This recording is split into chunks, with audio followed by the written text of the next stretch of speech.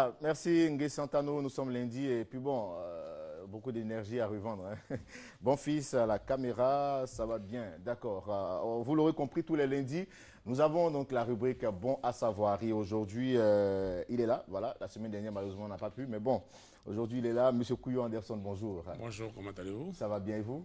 Très bien, merci. D'accord. Avec vous, donc, on parlera aujourd'hui d'un thème assez important, comme on le fait d'habitude. C'est les effets de la colère sur la vie du couple. Voilà, c'est que l'acte conjoint de la conception donne à l'enfant un père et une mère. Et cet enfant-là, dont les parents ont l'obligation d'éduquer cet enfant-là pour qu'il devienne adulte responsable. Mais que peut provoquer la colère? C'est qu'une personne qui ne se maîtrise pas, donc qui est prête à exploser, fait du vide autour de lui. Donc, s'il y a des conjoints dans cette situation-là, il ne favorisera pas la communication. Mais s'il ne favorise pas la communication, il n'aura pas le temps d'éduquer ensemble cet enfant-là.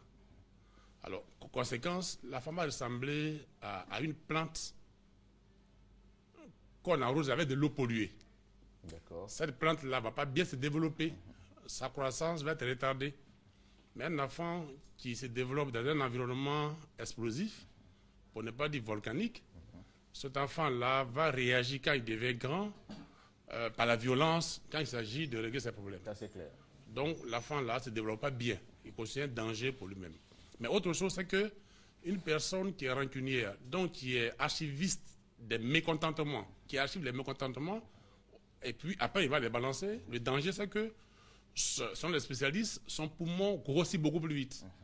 Donc il peut mourir de façon précoce. Et vous l'avez dit, hein, vous l'avez dit au cours de l'un de vos passages que quelqu'un qui encaisse, qui garde beaucoup, qui ne s'extériorise pas, meurt vite qu'un fumeur, c'est ça? Oui, selon les spécialistes. Alors que l'enfant a besoin que les parents soient vivants.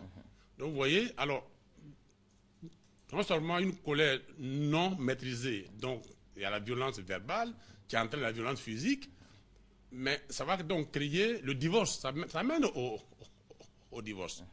Voilà. Mais quand les parents sont divorcés, mais le divorce prive l'enfant ou les enfants d'un ou des deux parents. Or, les études ont démontré que dans beaucoup de familles, l'homme est le principal pourvoyeur de fonds.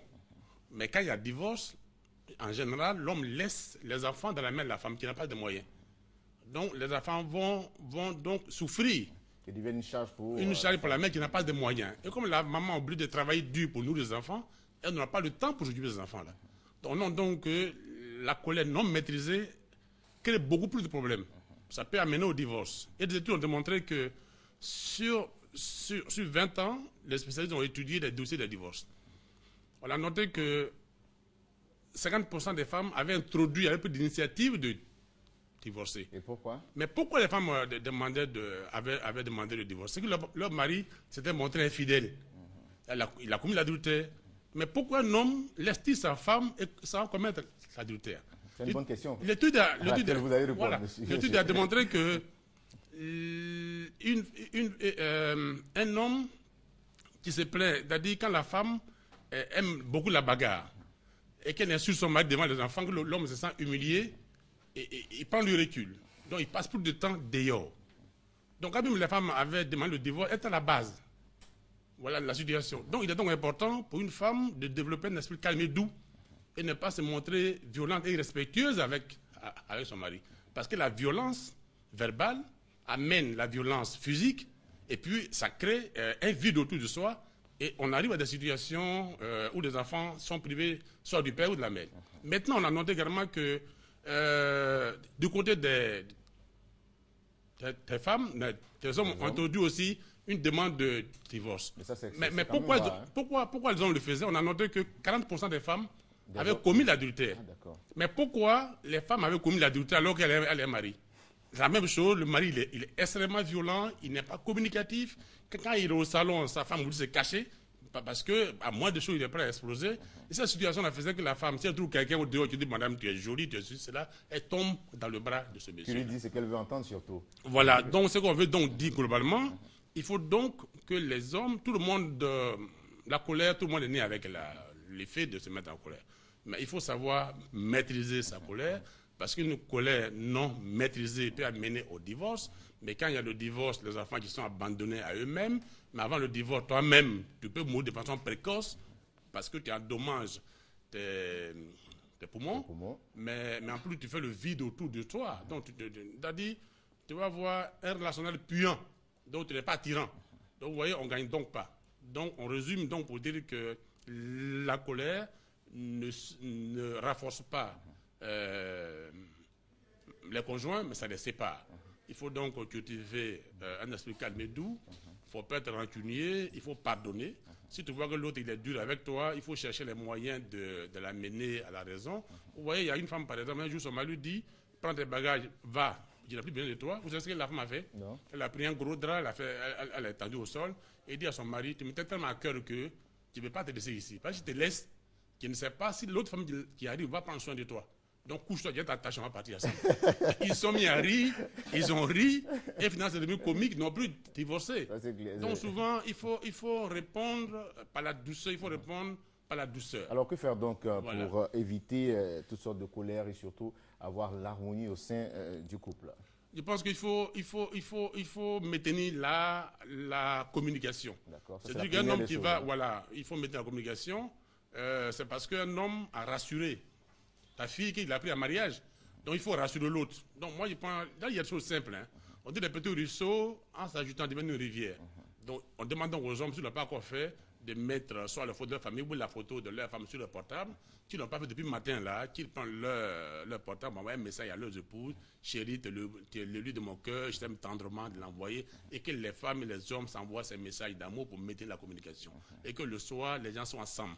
Vraiment qu'ils créent des conditions pour être ensemble, et qui ne laissent pas des personnes étrangères se mettre au milieu d'eux. Ceci dit aussi que les dames qui travaillent, elles ont soit une employée de maison, mais qu'elles s'arrangent à ce que la femme de maison ne les remplace pas.